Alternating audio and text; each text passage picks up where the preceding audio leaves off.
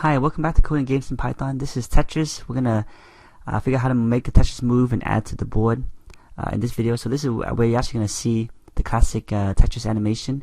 So let me show you what this will look like once we're done. So here's the Tetris piece moving down. I can go left and right. Rotation will be done later. I can move down faster if I press down. And when it gets down, it'll add it to the board.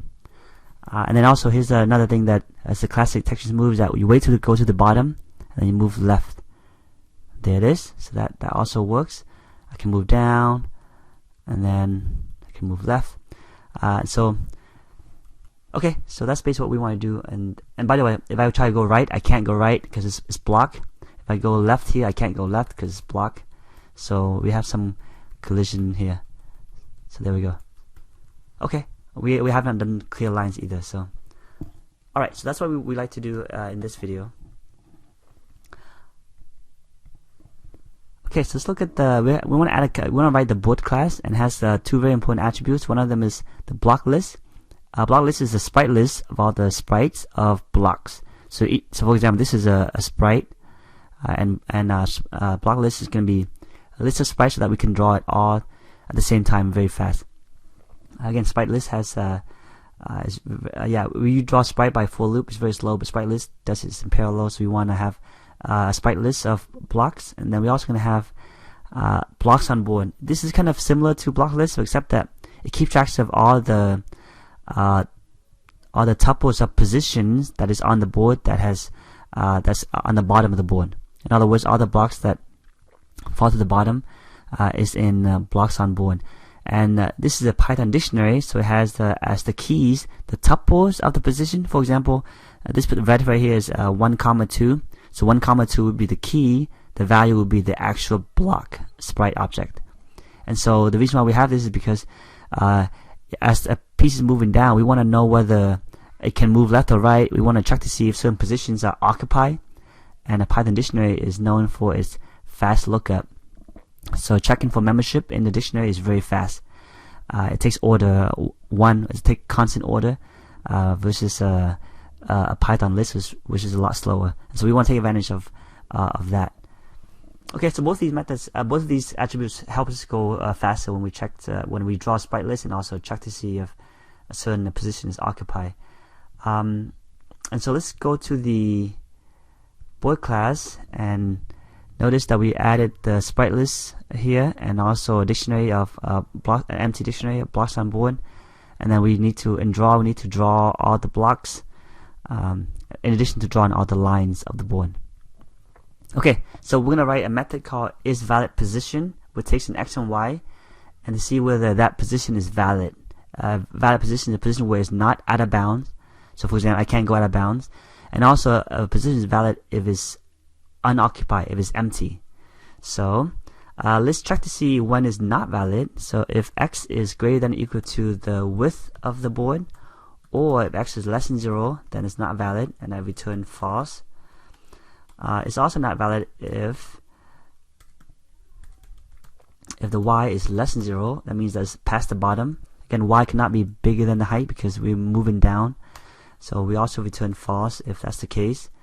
Another case where it's not valid is if the position is already occupied. So again, this is where we use the Python dictionary. If xy is already in blocks on board, if the tuple is in the dictionary, then it's not valid, so return false. So again, this is fast checking membership in the dictionary. And if none of these are true, that means that that position is open and is not out of bounds, so return false. Return true. Okay, so that's is valid. We're also gonna add a method called add piece to board. If the piece is at the bottom of the board, we want to add it to the board. So every piece has a Tetris piece has many blocks. So for each block in piece, we want to add this piece both to the block list, so we can draw it. We can draw it fast. So add it to that, and also we need to add it to the blocks on board. Again, this requires a tuple as the key. So the tuple is the position. So it's the piece dot grid x. That's the x position, and the piece dot grid y. And we add it by So that's the key. The value is the actual block. So updating the dictionary and the sprite list. So that's it. That's the block, the board class for now. And then we also need to go back to the block class, and we have a move method earlier. Now we're going to add the can move.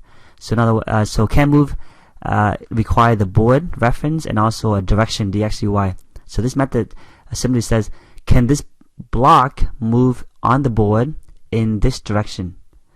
And well, it's very easy now because we wrote the method we just wrote. So this will return, and we're going to call the board dot is valid. So that method. So we're going to look at the board and say we want to know whether here's the current position. Here's the current position of the block. If I move in the dx direction, here's the current y position of the block. If I move in the y direction, I want to know whether this new position of where my block wants to go, is it valid? And if it is, return true or false. So that's it. So let's just go from the board class. Then I also want to know whether I can move not just a block, but a piece, a Tetris piece. And again, these are related because a piece is simply a list of blocks. So now we need to say, can this piece move on the board in this direction? Well, it's just a for loop for each block in my block list. So again, every piece is simply a list of blocks. If any of the piece cannot move in a certain direction, so can move needs a board and a direction. So if even one block cannot move in a direction, then that means that the entire piece cannot move, right? Because to move the entire piece, we need to move every block. So if one block cannot move, return false, otherwise return true. So that's can move. And that's it for the objects class for now. I'll save that and I'll go back to the main. Okay, so this is the move. This is the do move method. It takes a direction. This is the main module here. And so what this does is that given a direction, there's only 3 directions, left, right, down, then it's going to try to move in that direction. So this direction is a tuple. So by the way, I'm going to go to the constant.py here. I have a dictionary here that's just a convenience. It's called direction, and it takes a direction, left, right, down, and it gives the dx dy. So that way you can this makes the code more readable. So first of all, I want to extract the direction. So the direction is a tuple. So let's extract it by calling the direction dictionary that I just showed you. And if direction is down, for example, then this would be 0, -1. So I extract the direction, and we want to know whether can the current piece move in that direction. A current piece can move in the self.board dx dy. If the current piece can move in that direction, well, move it in that direction. Otherwise, if the current piece cannot move in that direction, and if the direction happened to be in the down direction, that means you cannot move in the direction and you're trying to move down, that means you reach the bottom. So you need to add that piece to the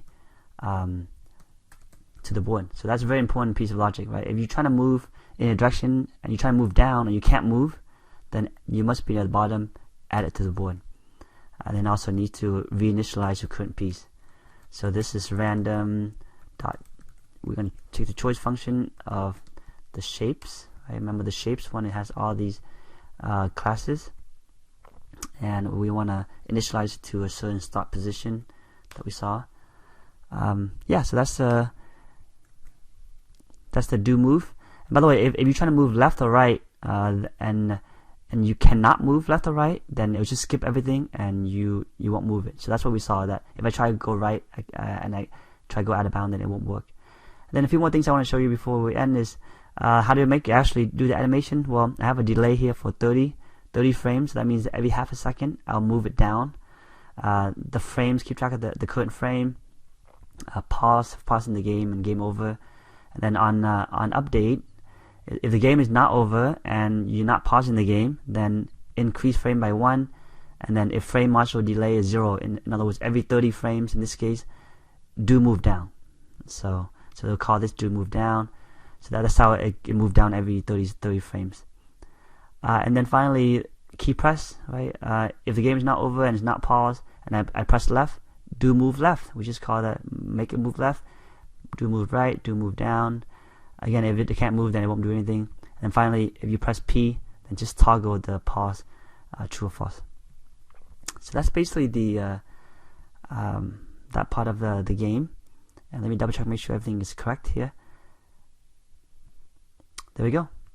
I can't move right, for example. I'm pressing right now. I'm pressing left right now. I can't move left. And I'm